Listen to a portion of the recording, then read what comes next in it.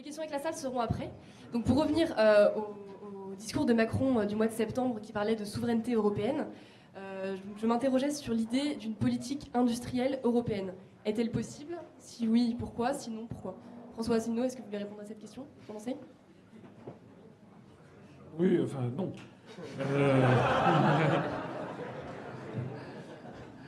Non, puisqu'on en est à raconter des anecdotes, je vais raconter une anecdote qui a 21 ans. C'est en 1996, j'accompagne Jacques Chirac en Chine. Et on est reçu, il est reçu, et je fais partie des accompagnants, on est en petit comité par le président de la République populaire de Chine, le président Jiang Zemin. Ça se passe à Zhongnanhai, dans la partie occidentale de la cité interdite, puisque les plus hauts dirigeants chinois logent dans la cité interdite. C'est un peu comme si le président de la République avait logé dans une des ailes du château de Versailles. Jacques Chirac est reçu, c'est la première fois qu'il est reçu en tant que chef d'État. Le président Jiang Zemin, alors c'était traduit bien entendu, on devait être 5, 6, 16, 7 personnes de part et d'autre, il y a une quinzaine de personnes dans la salle. Le président chinois lui souhaite la bienvenue en disant je suis heureux de recevoir le président de la République, monsieur le président de la République française. Nous sommes heureux de vous recevoir en tant que digne successeur du président Charles de Gaulle, qui a eu la prescience et l'esprit de futur de reconnaître la République populaire de Chine en 1964. Je crois que vous êtes un digne successeur. Il y a eu des problèmes entre la France et la Chine récemment. Il faisait allusion à la vente des frégates à Taïwan par François Mitterrand et Roland Dumas. Je vous rappelle, ça a fait l'objet d'un scandale. Ça a fait une brouille diplomatique entre Paris et Pékin. Et le président chinois lui dit, eh bien, comme on dit en Chine, après la pluie vient le beau temps. J'espère que nous allons bâtir une relation stratégique franco-chinoise pour l'avenir, pour renouer la grande politique du général de Gaulle. À ce moment-là, Chirac prend la parole et dit « Mais, monsieur le président de la République populaire de Chine, je vous remercie de votre amabilité.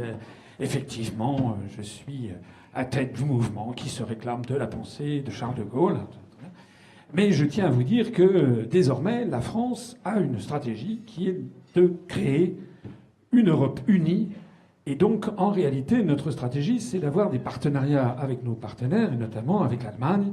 Et nous allons bientôt, c'est en 96 que ça se passe, l'année prochaine, nous aurons une monnaie unique. En fait, c'était prévu en 97. Rappelez-vous que ça a été reporté à 99, l'euro.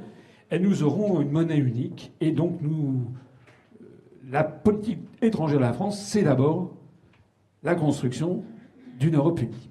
Alors, le président chinois, ça revenait très exactement à dire, écoutez, vous vous adressez à une France qui n'existe plus. Maintenant, vous parlez à une province, d'une entité en devenir, donc ne comptez plus sur nous pour bâtir avec vous une relation stratégique franco-chinoise. On voit bien que dans l'esprit des Chinois, c'était quelque chose c'est une douche froide. Ils le savaient, ils s'en doutaient, mais enfin, ils l'avaient en face à face, le chef de la République française, le président de la République française, qui lui dit « Nous ne sommes plus ce que nous fûmes ». Et puis il continue en disant « Nous allons avoir maintenant une Europe unie, etc. » Bon, le président chinois ne dit rien, dit « Je vous en prie, continuez ». À ce moment-là, Chirac commence à inventer les mérites. Il voulait vendre des Airbus. C'est-à-dire que ça avait commencé dans la stratosphère. Le président chinois voulait parler de relations géopolitiques mondiales. Chirac dit écoutez, circulez, il n'y a rien à voir. Nous, maintenant, moi, ce que je voudrais, c'est vous vendre 20 Airbus. D'un seul coup, on redescendait un petit peu, c'était le souk. Et il dit voilà, je crois que vous allez avoir 20 Airbus. Je voudrais savoir si vous ne pourriez pas en acheter un petit peu plus. Le président chinois le regarde comme ça, conciliabule avec Li Peng, etc. Et puis il dit Monsieur le président de la République française, je crois effectivement que nous allons acheter 24 Airbus. Oui, je sais bien, mais je voudrais quand même insister si la possibilité de venir avec 20 Airbus supplémentaires. Vous comprenez, l'opinion publique française serait très intéressée. L'opinion publique française s'en foutait éperdument. C'était surtout les actionnaires d'Airbus. Le ton monte pas légèrement, mais enfin, le président chinois dit écoutez, comme on dit en Chine, n'est-ce pas, on ne finit pas un repas en une seule bouchée. Donc,